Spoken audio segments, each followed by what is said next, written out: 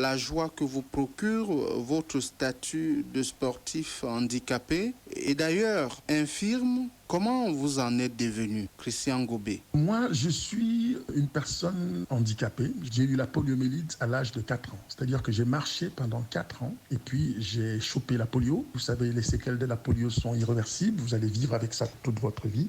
C'est ça qui fait qu'aujourd'hui, je me retrouve en chaise roulante. J'ai la chance que dans mon handicap, la polio n'ait atteint que mes jambes inférieures. La polio m'a laissé toutes les autres facultés, que mes jambes inférieures qui ne fonctionnent plus. Quand j'étais adolescent, je peux vous garantir que c'était très très difficile le regard des autres. Quand vous ne pouvez pas avoir une petite copine parce que voilà, elle va se dire mais que diront les autres. Quand vous ne pouvez pas aller jouer au football comme tout le monde, quand vous ne pouvez pas aller au champ ou aller courir, adolescent c'est compliqué.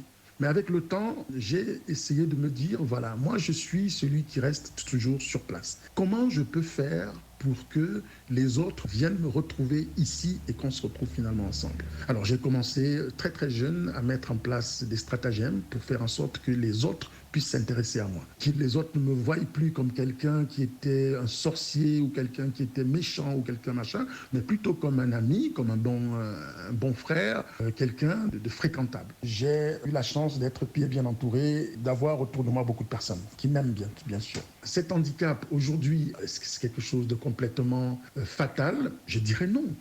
Non. Je vous explique pourquoi. Moi, mon handicap aujourd'hui, je peux même dire que c'est un peu ma chance. En ce moment, je suis en train d'écrire un livre. Je suis en train d'écrire un livre sur ma vie. Et attendez, le titre de mon livre, c'est Le cadeau de mon handicap. Mon livre il va sortir, j'espère, très très bientôt, où les gens pourront effectivement voir le parcours de l'homme. Je peux déjà vous dire, le titre, c'est Le cadeau de mon handicap. Donc, dans ce livre, je m'en vais déjà dire aux gens que, en fait, mon handicap est un cadeau. Parce que grâce à cet handicap, j'ai fait des choses dans cette terre que je ne sais pas si j'aurais pu les faire si j'avais été valide. Aujourd'hui, je vois les choses avec beaucoup de recul. J'ai réussi à dompter cet handicap, le rendre positif, pour simplement avoir une vie potable et une vie agréable. Donc voilà, je dis donc aux personnes qui ont cette maladie ou qui ont cette pathologie comme moi, de ne pas baisser les bras, de plutôt chercher à contourner l'histoire. Mon handicap n'est vraiment plus une difficulté. Je le vis avec beaucoup de sérénité. Je dis à certains même que c'est presque une chance aujourd'hui d'avoir été handicapé. C'est paradoxal, mais c'est vrai. Merci. Un dernier mot pour chacun d'entre vous. D'abord, Arlette Maoué. C'est plutôt un avantage, une possibilité de me dire j'ai encore un an pour me préparer. On fait quelques petits exercices à la maison pour maintenir le corps au chaud, mais ça peut être un choc parce que la santé est plus importante. Ça ne sert à rien d'être malade et puis de ne pas pouvoir réaliser ses rêves. Si on se met à relâcher et à prendre des vacances, c'est pas du tout bon. Du coup, il ne faut pas relâcher. Il faut compenser ça en faisant certains exercices. Donc, le coach nous a conseillé de faire certains exercices. On a plusieurs variantes de pompes. Pompe simple, pompe claquée, pompe sautée. Ça remplace par exemple un peu le développé couché en ce qui concerne soulever des masses. On peut travailler des abdos, mime sans engin, c'est-à-dire puisque je ne peux pas avoir l'engin, je me mets à mimer les gestes de lancer du poids et du disque. Donc c'est pas un relâchement total. Le lundi, mercredi, vendredi, j'ai mes petites séances de 16h à 17h, donc 1 heure de temps, exercice. Un peu comme d'habitude, donc c'est pas relâchement total. J'ai des objectifs à atteindre et je dois maintenir mon corps. Mon corps doit rester prêt à tout moment. Parce qu'on ne sait jamais, du jour au lendemain, on peut avoir une bonne nouvelle comme par soulagement. Si les activités peuvent reprendre, alors il faut être quand même prêt à... C'est pas un relâchement total, c'est même pas envisageable. Christian Gobé. Tout être humain, quel que soit son âge, doit avoir un objectif dans la vie. Il faut avoir un objectif. Même s'il est un tout petit objectif, fixez-vous cet objectif et allez essayer de l'atteindre. Et vous allez voir que petit à petit, vous serez en train de faire un parcours sans vous rendre compte. Moi, je dis aux jeunes, il faut rêver. Rêver. Parce que c'est ça qui est le début du commencement de tout. Dès qu'on commence à rêver, on commence à aller quelque part. Et on se dit, voilà, je rêve, j'ai envie d'aller réaliser mon rêve. Et puis, nous autres qui avons eu la chance d'avoir une certaine visibilité, on veut faire rêver les jeunes. Moi, par exemple, je ne fais que ça. J'essaye de faire rêver les jeunes, pas seulement les jeunes en situation de handicap, tous les jeunes. Je leur dis, regardez-moi. Pour les personnes avec une situation de handicap, je leur dis, écoutez, voilà, un mec qui est parti de nulle part. Je vous dis, j'ai commencé au centre de réhabilitation des personnes handicapées au Cameroun, à Etouguébé. Et puis aujourd'hui, j'ai pratiquement côtoyé tout ce qu'il y a de grand dans ce monde, mais tout en gardant la tête froide et les pieds sur terre, ou si vous voulez, mon fauteuil bien au sol, pour que ces jeunes continuent à pouvoir s'identifier à ma personne. Fixez-vous un objectif et allez chercher cet objectif. Mais quand vous savez exactement où vous allez, ça devient quelque chose qui vous accompagne. Et après, arrêtez de toujours compter sur les gens. Vous-même, vous devez vous lever et d'aller affronter la vie. En ce qui concerne le sport, moi je dis aux personnes vivant avec un handicap que pour moi, le sport, c'est un très bon facteur d'intégration sociale. Vous savez, quand vous pratiquez le sport, vous avez les mêmes sensations que tous les grands sportifs au monde. Vous allez être fatigué, vous allez transpirer, vous allez être un peu essoufflé et à la fin de tout ça, il va y avoir un bien-être. Maintenant, si vous répétez ça tous les jours, vous allez vous rendre compte que derrière, il y a une petite performance qui est en train de naître. Et là, si vous continuez encore, vous allez voir que vous faites déjà mieux que votre voisin à côté. Pour moi, le sport, c'est quelque chose. Et puis, au bout d'un moment, vous allez vous rendre compte que les gens vont commencer à vous regarder autrement. Ce ne sera plus, l'handicapé, non, ce sera le sportif. Et ça devient intéressant. Et on va commencer à vous respecter.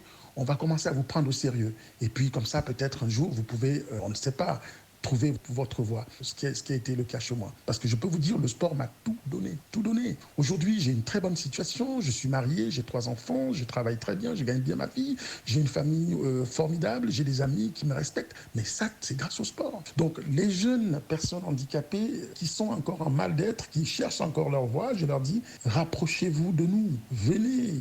On a un comité paralympique au Cameroun, on a des fédérations des sports pour personnes handicapées, allez vers ces gens, allez vous inscrire et vous allez voir. Avec un peu de chance, ça peut changer votre existence. Que vos trajectoires et vos succès inspirent plus d'un. Focus paralympique. Faire et faire savoir le credo du Comité national paralympique du Cameroun. C'est terminé pour aujourd'hui. Au micro, Samuel Billon. À bientôt sur les ondes.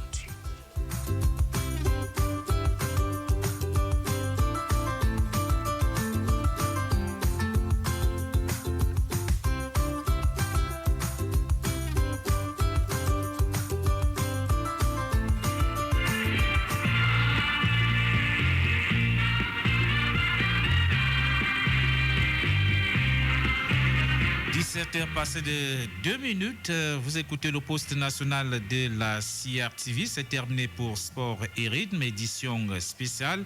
Coronavirus oblige. Merci à Sanda Omar Ouayatou de crtv Nord, Salvador Becha, crtv Sud à Kribi, Edouard Penda de crtv Littoral, Chrétien Fokweta à la technique, Walina Bakekenda à la régie d'antenne, Thérèse Mbia, Christian Bessiga à radio assisté par ordinateur, coordination Geno Eba, chef de service pour radio, Ebenezer Ouyamokumutale, directeur adjoint chargé des magazines et la supervision est assurée par Jean Atangana, éditorialiste, directeur des rédactions, réalisation Samuel Désirayan, microphone Didier Maroussetoundi. Merci de nous avoir écoutés.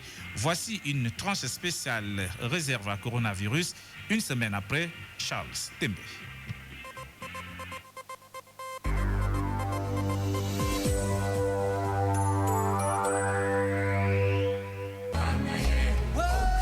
La Sopecam vous présente le livre d'or du football camerounais.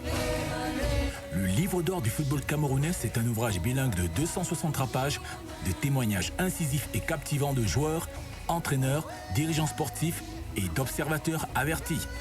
Une revue de près de 60 ans de ce sport au Cameroun.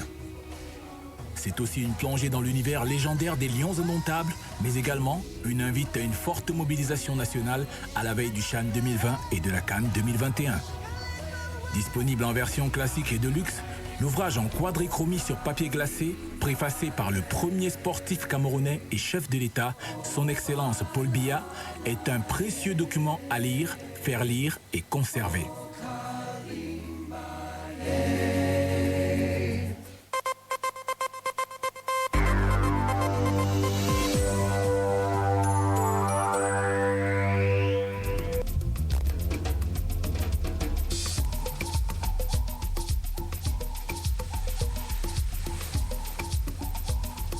crtv, poste national, émission spéciale.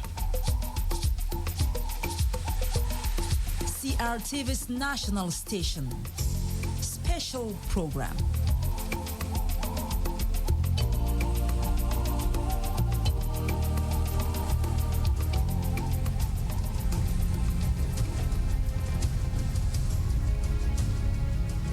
Hello, thanks for being with us. You are welcome.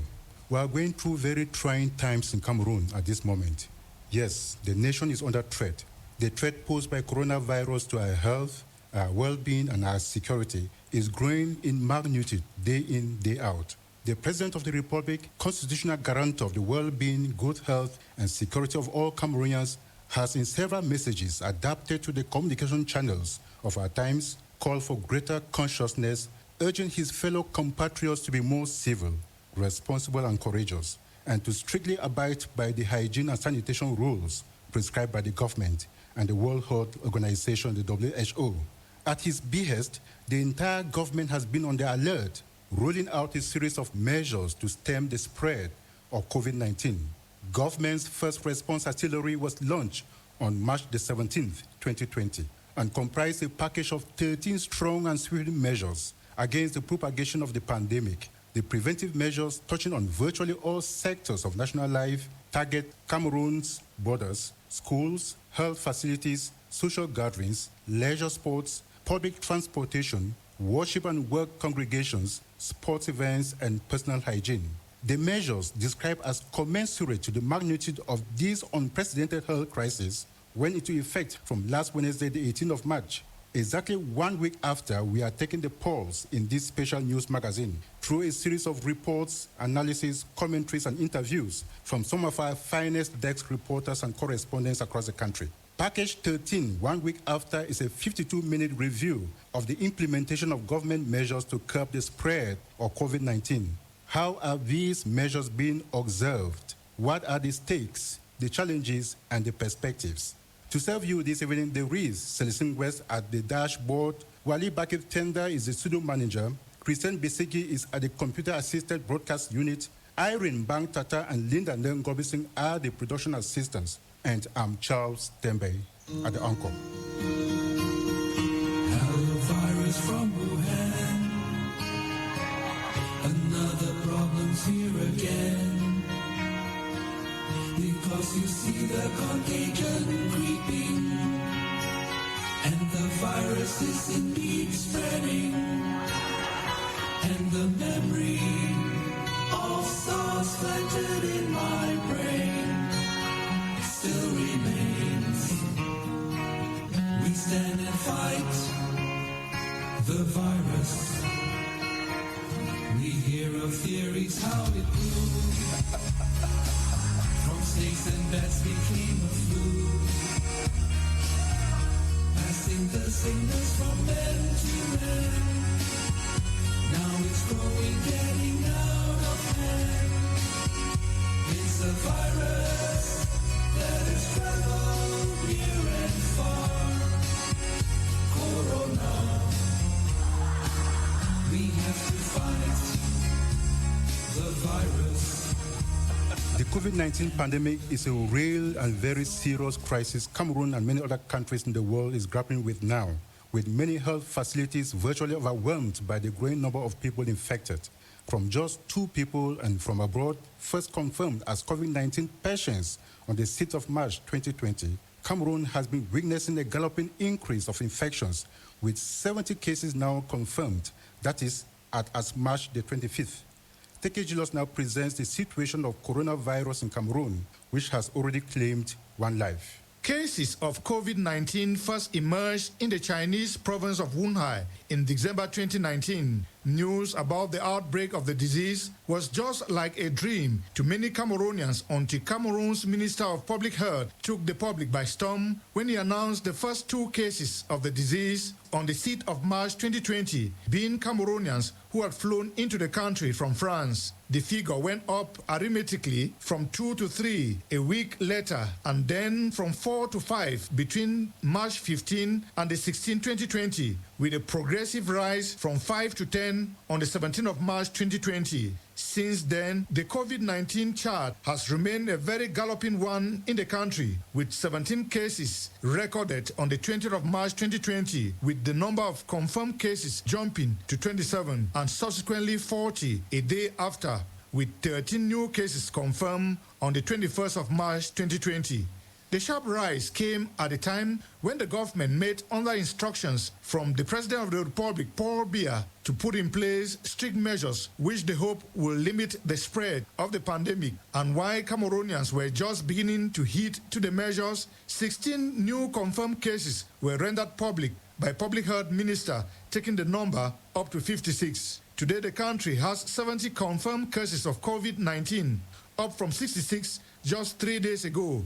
Public health officials have, however, announced the death of the third confirmed case in Cameroon, while the first two have been cured and are said to have returned to their families, though still being monitored. Charles, that is a picture of COVID-19 in the country, which for the time being is present in 3 towns and regions of the country, to include Yaoundé in the central region, Douala in the littoral, and Bafoussam in the west region.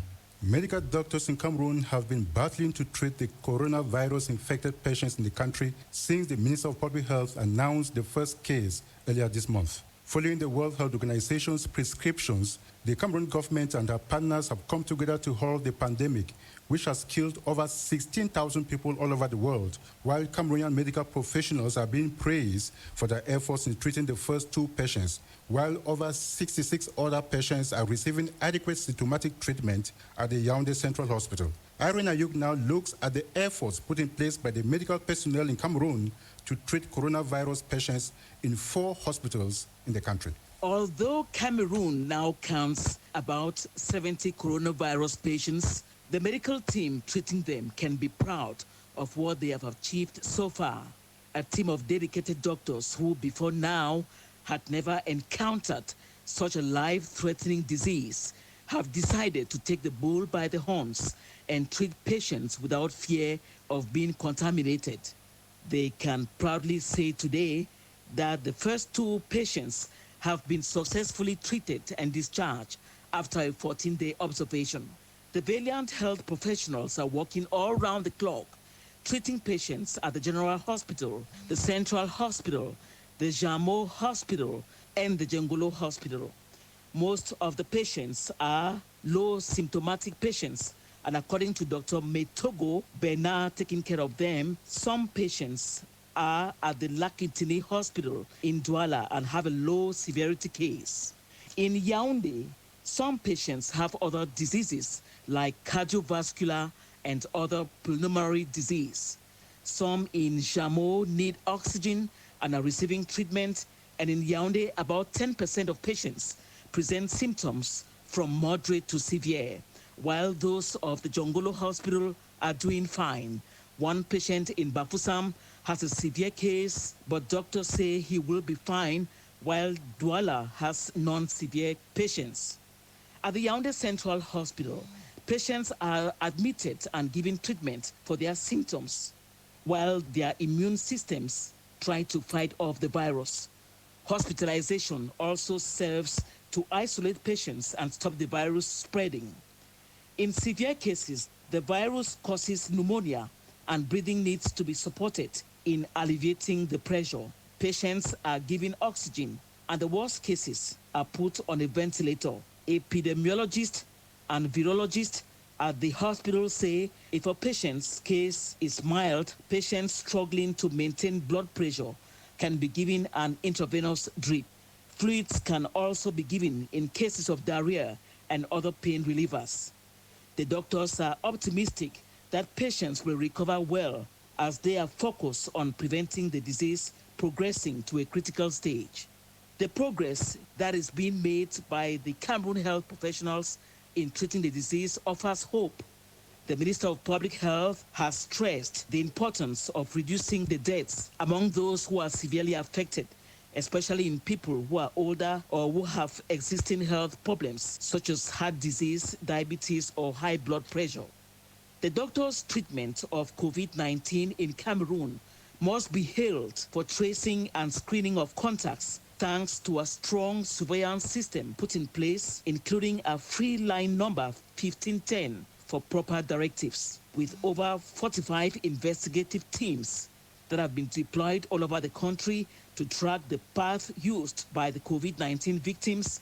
There is no need for Cameroonians to panic over the virus, as a well-qualified medical team is working tirelessly for their safety.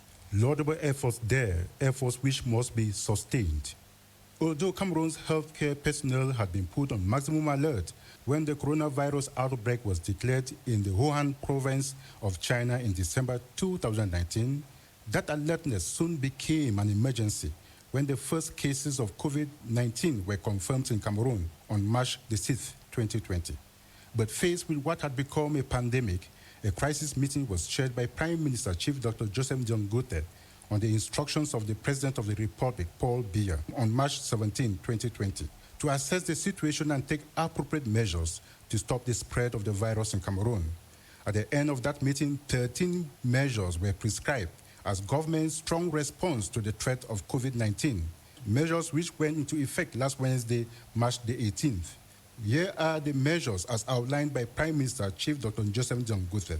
Ladies and gentlemen, on the instructions of the President of this Republic, His Excellency Paul Biya, this Tuesday, 24th March 2020, there was a meeting of the Interministerial Committee in charge of evaluating the implementation of government's response plan against the spread of the coronavirus pandemic in Cameroon.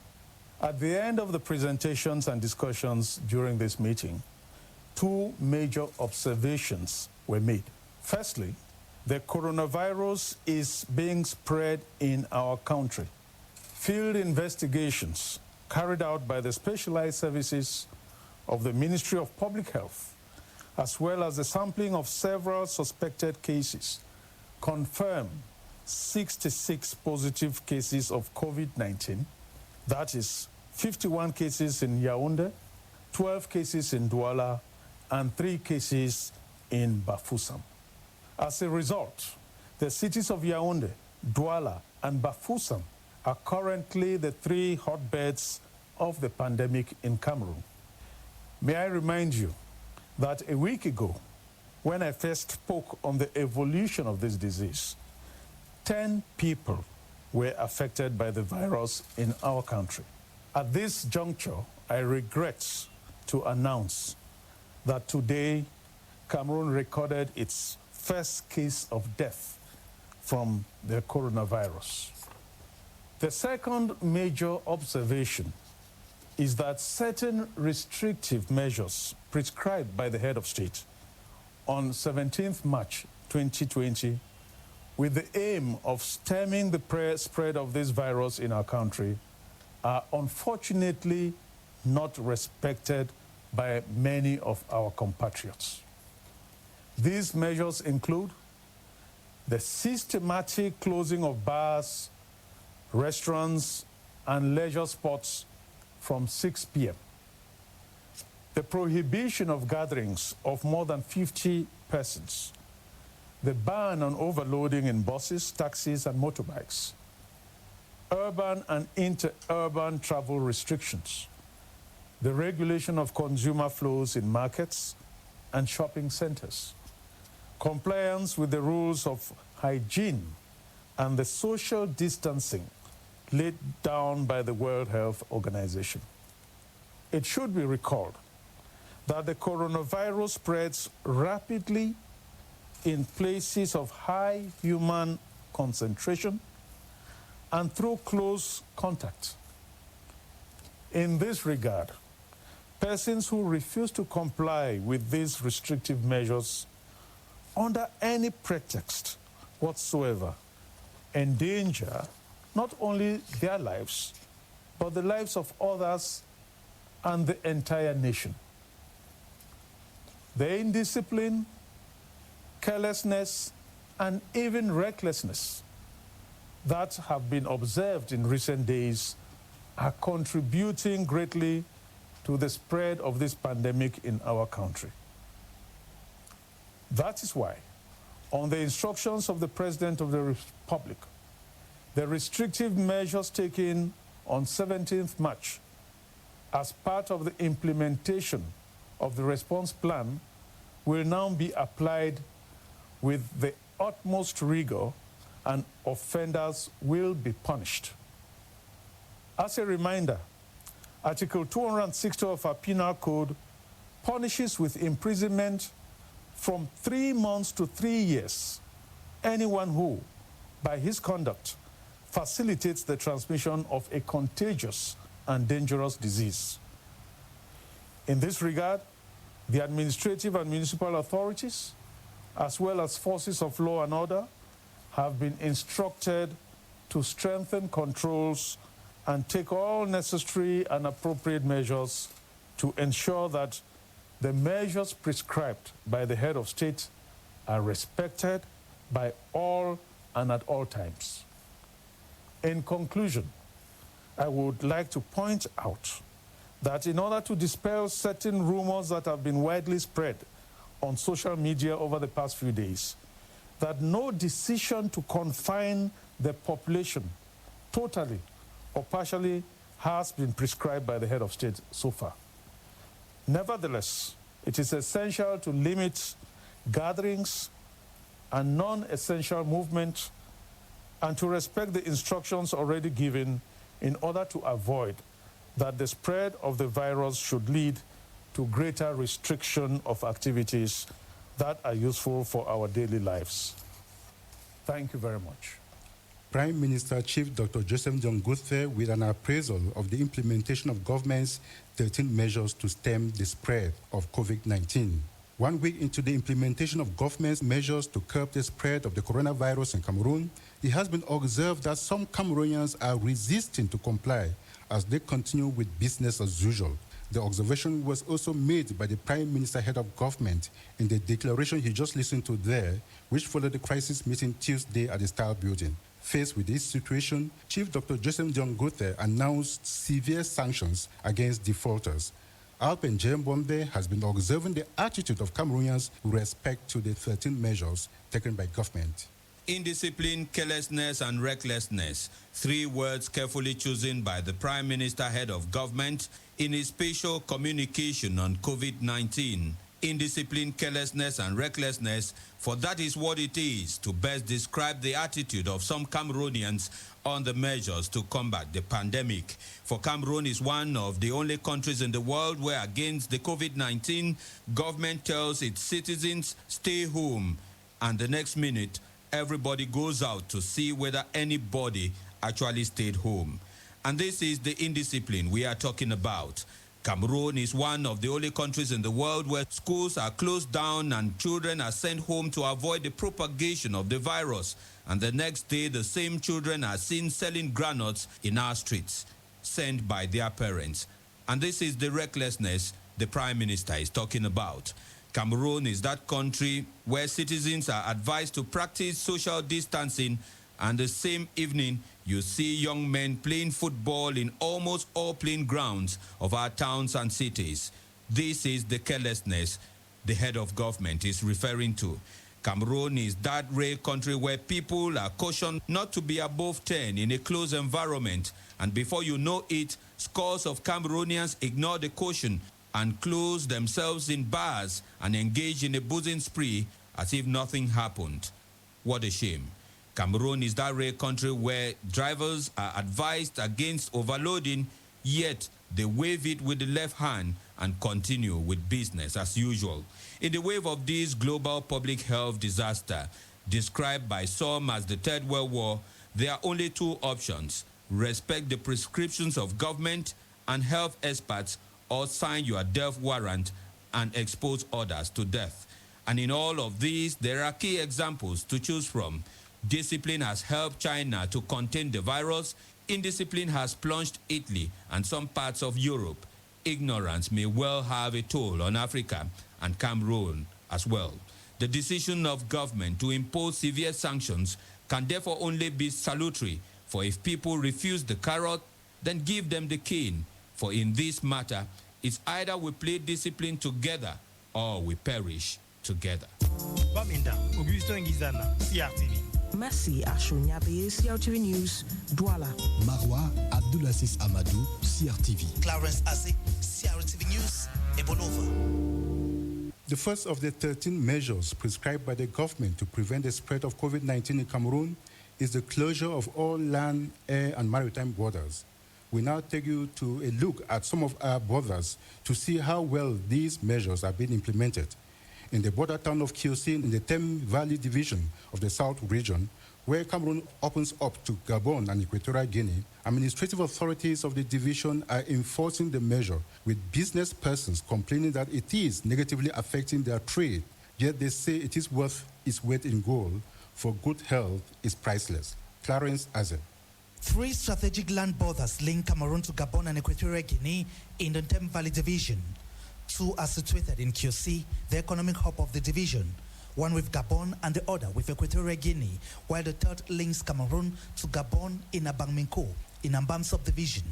Once the 13 preventive measures against COVID-19 spread were made public, the senior divisional officer for the Thames Valley, Buba Haman, convened a security meeting for the proper implementation of the government's guidelines. The measure on border closure, like all the others, immediately went into effect. All those measures are being implemented, from the closure of bars, restaurants and other entertainment spots at 6 p.m. to the borders, where apart from goods, people are not allowed to cross. Only goods of basic necessity are allowed to cross the 3 borders, with truck drivers submitted to screening by competent health officials. We have also put in place special health units at the frontiers to check all drivers transporting goods to and from. Economic activities along these borders are at a standstill.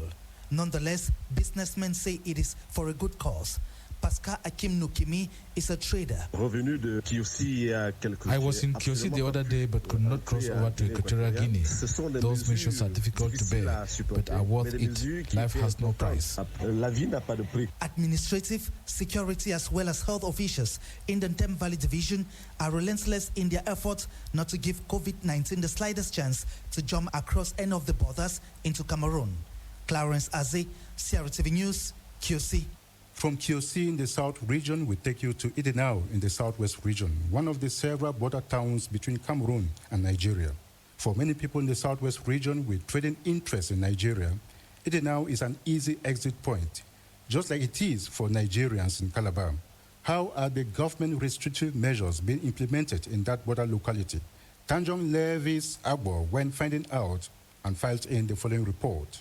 One of the most popular entry points to the southwest region from neighboring countries are the Ekok, Idenau and Tiko borders. True that the borders have been closed, but it has not been closed for Cameroonians out of the country. Again, cargo boats and ships that have the right to dock at the beaches have crews that can mix with Cameroonians living in Idenau, Ekok and Tiko. To fight against importation of the COVID-19 into Cameroon, health officials in the region have piled up preventive measures at the border area. According to the regional delegate for public health, Dr. Ebongo Zakios Nanje, similar measures have been put in place in Tiko and Ekok. Idenau port, which is a major port in the southwest region with a lot of traffic of cargo and persons moving to other countries, Nigeria especially, where confirmed case was notified. Now control measures have been stepped up with the efforts from the district medical officer of Limbe and her team also to try to give them instructions on how to step up the level of preparedness there, especially with the isolation ward. Given that cases have been reported in Yaoundé, Douala and Bafoussam, several people in the southwest region are of the opinion that people are tested at the level of Tiko before getting into the southwest region. This, they say, will make it easy for the officials not only to prevent the disease from entering into the southwest region, but also to take care of suspected cases. Tanjong Levis Agbo, CRTV News, Boya. From our borders, let's now look at the situation in our airports. The Simale International Airport has remained closed from international flights. The director of the airport, Amugu Ezra Emil, says only Cameco flights have so far been circulating within the country. Rita Yosombong visited the airport and compiled this report.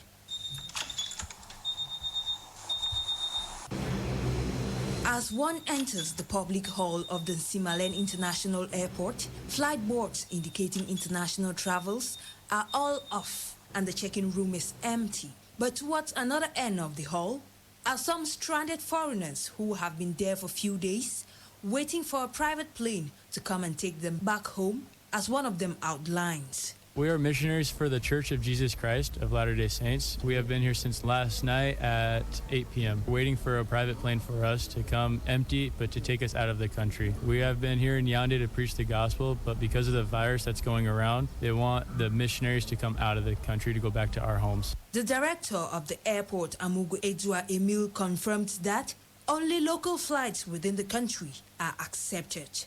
Airport workers say some Cameco flights were expected to take off this day, but one was cancelled, as the president of the Simalen Airport Taxi Drivers Association confirms. Mekali Valentine. It's not easy. Only the few Cameco's flights for a day. Sometimes it's only one Cameco flight, sometimes two. We have no choice because our taxis are made in a way that we cannot go to the road and start making those ramassage. We are hoping that maybe in few weeks things will resume to normal. The Cameroon government closed its borders on the 18th of March for up to 15 days, which is subject to renewal according to the evolution of the coronavirus. And as the Cameroon government continues to take measures to fight the spread of the coronavirus, Cameroonians have been advised not to be ignorant, but to be responsible and respect these measures, because the coronavirus respects no one.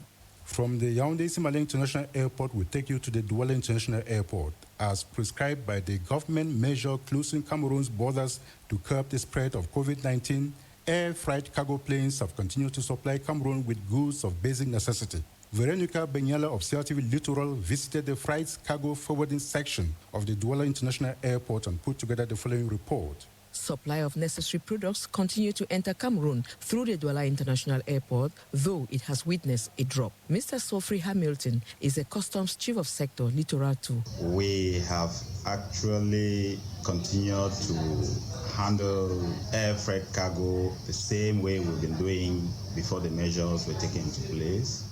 Were put in place. However, we have recorded a drop by about 20% of the volume of air cargo traffic at the Douala International Airport. Despite the usual workflow, habits have changed at the freight section of the airport under the strict supervision of Captain Njese Onana, the commander of the Airport Customs Surveillance Unit. Physical distancing and measures of hygiene are strict at the airport. Paperless transactions are mostly applied and personnel are present only if they must. Lieutenant Bobo Gilbert controls the import warehouse, and unlike before, importers are admitted to check out their goods in groups of 10, while others wait outside. The Cameroon Airport Authority, ADC, is concerned with the handling of goods from the aircraft to the warehouse. Mr. Jean-Claude Beyene says though they still don't have the necessary equipment to disinfect cargo and protective gear for personnel, they take rudimentary measures like leaving out consignments of goods in the sun before packing in the warehouse. At the export sector of the cargo freight, DHL is the only cargo plane forwarding goods from Cameroon. Here, export volume has also dropped. However, the security and hygiene procedures remain the same. Veronica Benyela, CRTV News, Douala.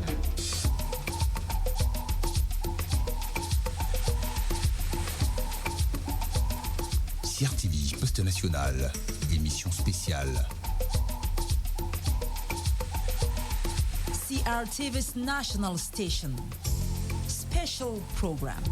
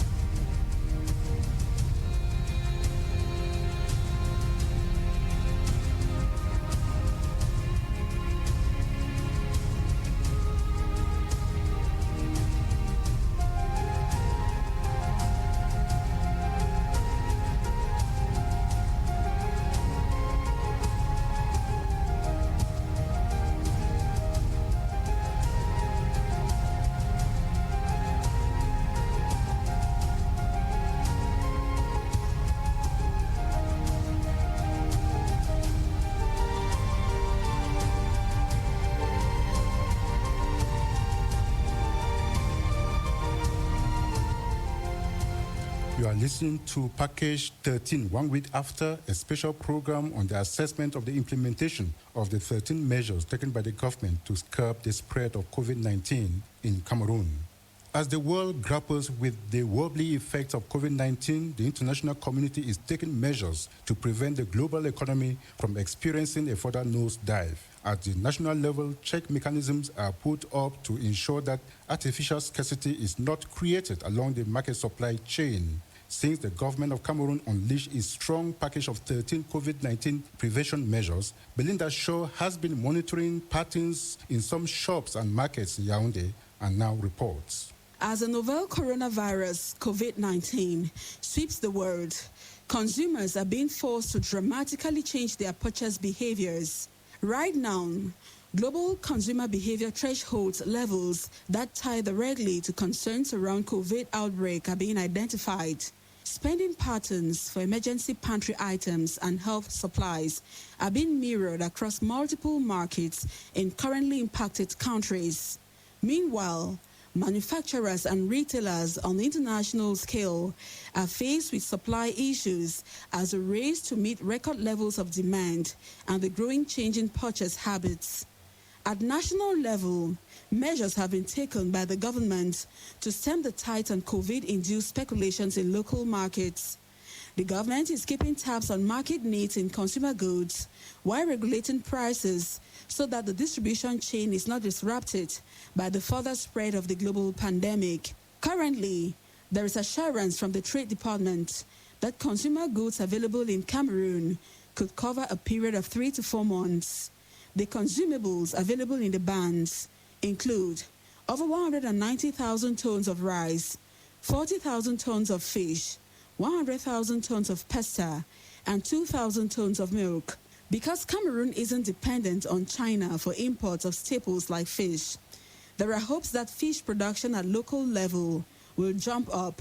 Notwithstanding, importers of fish species like tilapia and catfish are pledging to make the prices affordable as a means of compensating some slips in supply. Economic activities in Douala, the nerve center of the country's economy, are moving at a slow pace as a result of COVID-19. Since government's measure to curb the spread of COVID-19 took effect, the impact is already being felt in some key sectors like tourism, with a ban on international passenger flights, and in the brewery sector, following government injunction for all bars to close at 6 p.m. Sally Ebenye Nyoki of CRTV Littoral had a chat with an economist and board member of JICAM, Queen Bang Esop Maje. She is our first guest in the program today. And Sally first wanted to know from her what impact the government measures are already having on the economy of Cameroon. The coronavirus has a very huge impact on the economy of Cameroon because it has first a global impact due to the decrease of economic activities worldwide. As you may see, oil is at its lowest price since 2011, rating at $26. In fact, the coronavirus has destroyed the economic growth. And obviously, this global damage has affected our country with travel ban, decreasing of import and exports. The first industry that is affected is our travel and tourism industry. It has been badly damaged, with airline cutting flights, people canceling business trips, holidays, and any kind of leisure, not only coming from the outside of the country, but also people traveling inside the country. We can observe that there is less than 10% occupancy rate in our hotels at the moment. With all these measures taken by the government, such as the closure of restaurants at 6 p.m., we have a huge impact on our food and beverage industry. It's also side effect on the agri-sector. We know that most of the restaurants are having their customer coming after work, so usually during the evening. Now, when we look at the travel bans and the decrease of our import and exports, we can observe that there's a scarcity of raw materials. And this has domino effects on all industry, such as transport industry. Obviously, they are at the front line because they have new complex processes, less cargo and boats. But we can see that other industries are also affected.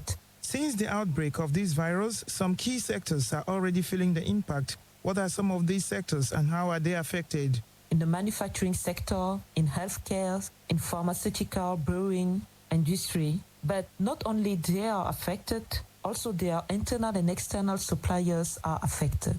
This results in a decrease of wealth and employment rate for everybody, even if there are specific sectors that are concerned, and we can see the first effect on those sectors such as tourism, media and entertainment, and we don't want to avoid the collateral effects on the informal sectors. We know that most Cameroonian peoples are living in precarity and on a daily basis, and when there is a global slowdown, this also increases poverty and leads to the shutdown of many businesses in our country. In fact, consumption is a virtuous circle from the raw material to its transformation, distribution, to the final customer who is buying, using, or consuming those products. The whole chain is affected.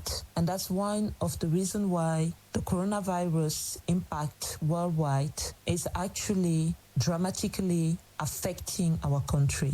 As board member of GCAM, which is a federation of employers, you people have been brainstorming on what can be done. What are some of the measures that GCAM has taken to attenuate the impact of the coronavirus on Cameroon's economy?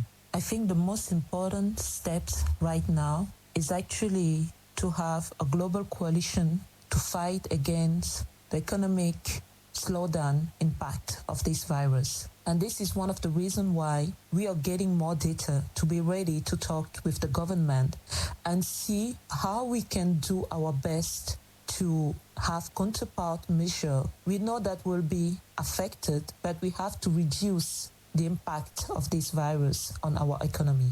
The consultation framework between the government and the private sector is more than necessary to make sure that we take the right measure appropriate to our economy and leaving no one behind. In addition to our monitoring unit that is collecting all data related to the economic slowdown and impact of the coronavirus on our industry, the GCAM has also canceled all meetings, workshops, conferences, and we want to remind all Cameroonians that we need to globally, individually take our responsibility to reduce the spread of the virus within our country. To the extent, the GCAM has set up a specific cells to actually get more statistical details and data on the impact of the coronavirus and its domino effect. We have the first trend that I mentioned regarding the tourism sector,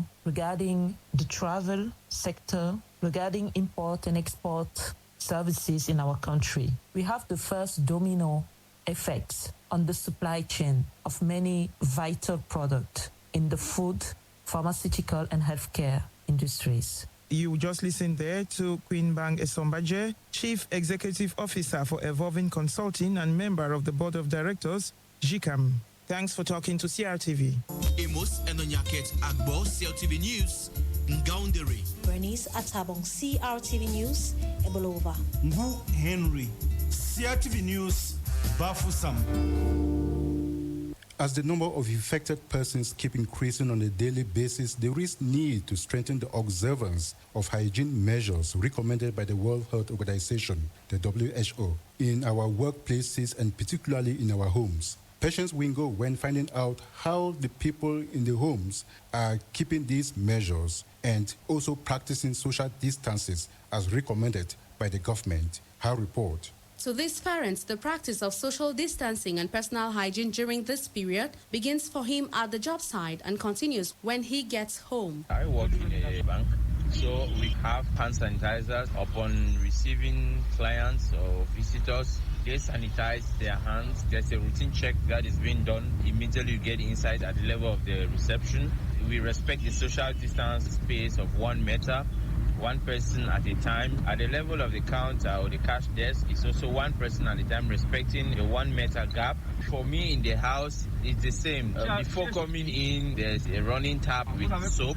You wash your hand and then you sanitize too before you come in. This mother has adopted more than just what has been recommended to wash hands, sanitize hands, as well as avoiding handshakes and hugs. To ensure that my household doesn't get infected with the coronavirus, first of all, I have stopped receiving visitors in my house for this period. Secondly, I have made provision for hand sanitizers. With the hand sanitizers, I've made them available in all corners of my house. So on my dining table, you will find a hand sanitizer so that when you're coming in, you know that the first thing that you have to do is you sanitize your hands before you start touching anything in the house. I have made provision for liquid soap where you will find in the kitchen, you'll find in the toilet, and also gotten eau de javel to clean the house and other things in the house to disinfect them. And then finally, I have made drinking of warm water a habit for my family members. According to some others, their kids are already used to washing their hands at the top of each hour, even though not allowed to go out of the house. I make sure my kids wash their hands with soap and running water every after 1 hour. And for no reason do I allow my kids out of the house. I've also kept in place hand sanitizer that we all use time and again. And in case of any visitor, before he or she enters the house, I do welcome the person with hand sanitizer so as to keep my family healthy and safe. In my house, I have 3 sanitizers. I do not go out or let visitors in. For those who have not adopted these routines yet, the earlier they do, the better. As the country battles with the spread of COVID-19, Northwest Governor Adolphe Lafrique has reiterated the need for everyone in that region to respect the measures taken to keep the coronavirus at bay, saying defaulters shall be punished. To many people in the Northwest region, the fear of the pandemic has further been compounded by the myriad of problems as they are also grappling with a fierce socio-political crisis. But just how are they coping with both crises? Eric Lamia Wufo attempts an answer in the following report. In the Northwest, everyone is very conscious of the coronavirus. Its presence in Bafoussam has caused public health officials in the region to go on the offensive to stop it from entering the region. Northwest Delegate of Public Health, Dr. Kingsley Cheso, launched an operation over the weekend to screen everyone entering the region of the coronavirus at the main entry point in Matazem, Santa. We want people to be aware of all the WHO measures that they are expected to respect so that they don't get infected with coronavirus or they don't transmit to other persons. If we had a suspected case, there's an ambulance that is stationed there that would take this case directly to the regional hospital in Bamenda. In Bamenda and its surroundings, everyone is alert with regards to the coronavirus disease. I have my hand sanitizer with me. After any transaction, I make sure I sanitize my hand, and I've bought sanitizers for all my children in the house. Governor Adolphe Lafrique has signed a communique closing up the borders with Nigeria. Religious services of more than 50 persons have been suspended, and bike riders and taxi drivers have been warned against overloading. The virus is already in the West region. People crossing those borders submit themselves to the screening of the medical services at the level of Matazem. The screening results is mandatory, and those that are not subjecting themselves to it can be prosecuted. In the meantime, a unit to receive cases of the virus has been inaugurated at the Bamenda Regional Hospital. Away from the coronavirus scare, the population of the region are also still grappling with the socio-political crisis. While the defense forces are on the onslaught against armed separatists, the population has still been coerced to respect the ghost town operations sometimes twice a week. The commander of the 5th Joint Military Region, Brigadier General Cavalier, accompanied by the commander of the 5th Gendarmerie Region, Brigadier General Ekongwese Divine Noko, were in Banguran in the West Region to review stocks of arms and ammunitions as well as other items seized during a raid on secessionist hideouts in Bambalang, Bangolan, Babisi and Dop. Brigadier General Cavalier insists the crackdown by the defense forces is to bring back peace and normalcy. We are really satisfied, and we say them, let's continue so that peace comes back to the West, Northwest and Southwest region. This notwithstanding, there is still resistance of armed separatists as improvised explosive devices are still being used, as well as exchanges of gunshots can be heard in most parts of the Northwest region. Change in our patterns of behavior is essential in the fight to curb the spread of COVID-19.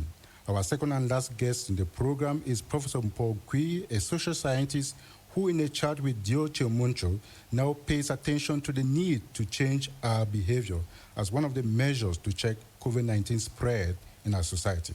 Professor Paul Nkwi, as a social observer, how do you appreciate the efforts of Cameroonians to prevent the deadly COVID-19? I strongly approve the governmental action to prevent the spread of the virus. My only hope was if we had done this earlier. I think I strongly approve the governmental action to prevent the spread of the virus. My only hope was if we had done this earlier, probably we would have avoided some of the catastrophes that may consequently happen to us.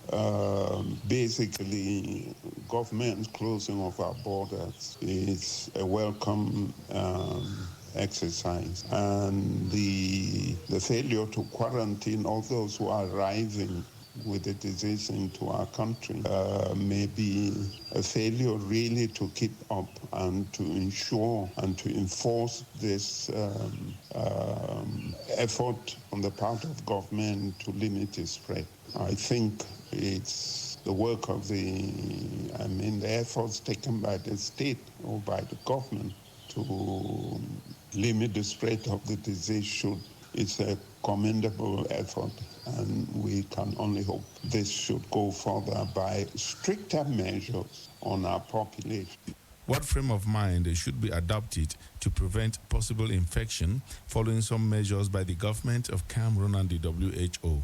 I think it's the work of the efforts taken by the state or by the government to limit the spread of the disease it's a commendable effort, and we can only hope this should go further by stricter measures on our population. I think our people have not been socialized enough to understand the magnitude of the pandemic, and unless that people are their minds are properly deconstructed to understand the devastating nature of this pandemic, people will attempt to go on as if nothing has happened. And I think if people watch what is going on in different countries, especially Italy, they will understand that they need to adapt to the strict regulations or to the strict rules and regulations put in place by the Ministry of Health and by WHO. And I think we must take this very seriously, otherwise we are in deep shape. What change of behavior to guarantee safety? Definitely, one of the measures which I think the Ministry of Public Health should have been to set up a task force composed not only of doctors but people in the social sciences, those who understand what social behavior is all about, to be able to advise him. You know, the definition of health changed a long time ago thanks to WHO in seeing health not only as the absence of microbe and disease, but the total well-being of man. And therefore, if the Ministry of Health and those concerned had set up a really strong team, including social scientists, they will be able to tell the ministry how Cameroonians behave and how we ought to impact on their behavior. Take, for example, go around town. The markets go on as if nothing is happening. Go to Mokolo, go to any market in and around Yaoundé or probably in the rest of the province. People go about as if nothing is happening. Therefore, what I'm saying is that unless this lockdown is enforced properly militarily and actually keep people away and keep people at home as other countries are doing. And yesterday I read something in the social media where WHO does not believe in the statistics that are coming out of Cameroon. Why? because they know our behavior. They know that we are people who are open and properly. We don't seem to understand the magnitude. Even the social media, the physical media in which we live, our cities are probably deep in such state where we ourselves cutting down our social contact, because all this to control this virus comes down to social behavior. How do we control people's social behavior? And this is where social scientists, this is where people study social behavior, should be able to contribute to how we can control our populations, limit the spread of the virus. Thank you. Thank you for coming, Professor.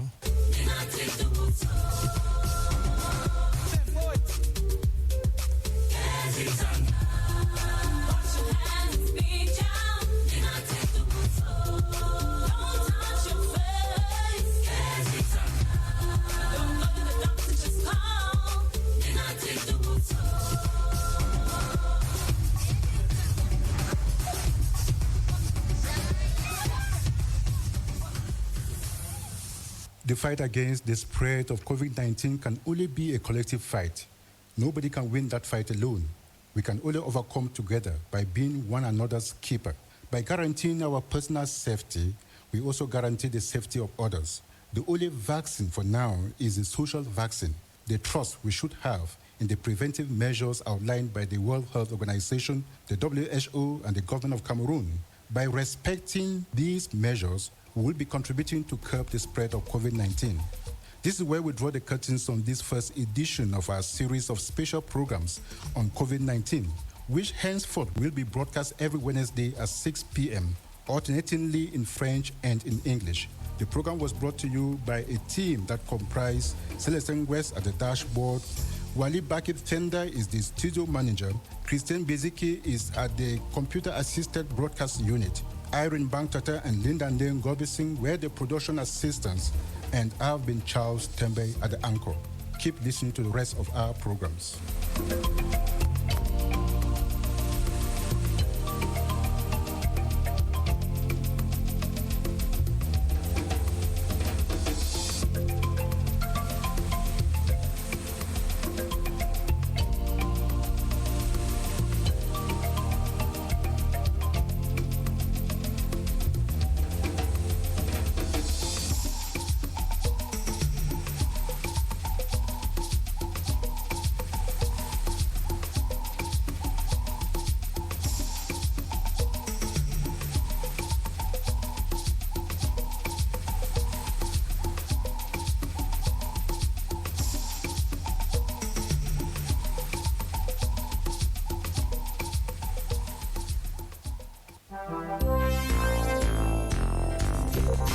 crtv Radio,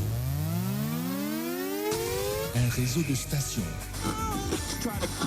Poste national, station régionale et chaîne FM de proximité.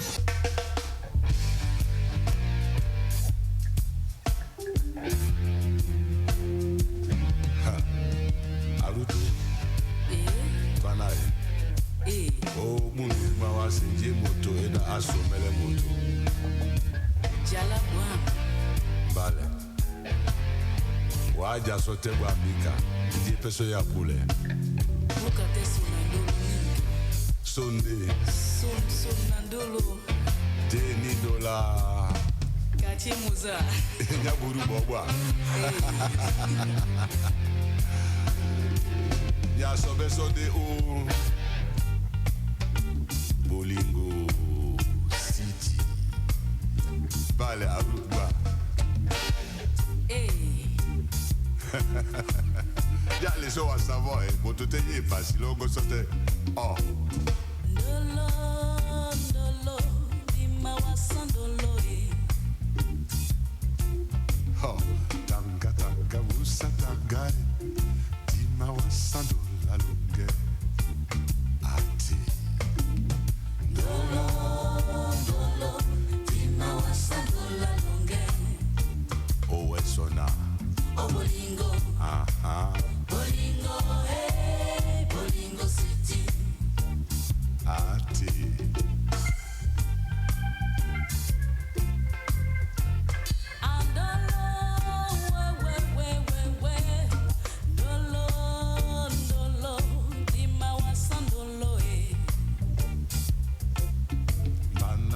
Katanga Musatangai, Dima Wasando La Longe, Ayo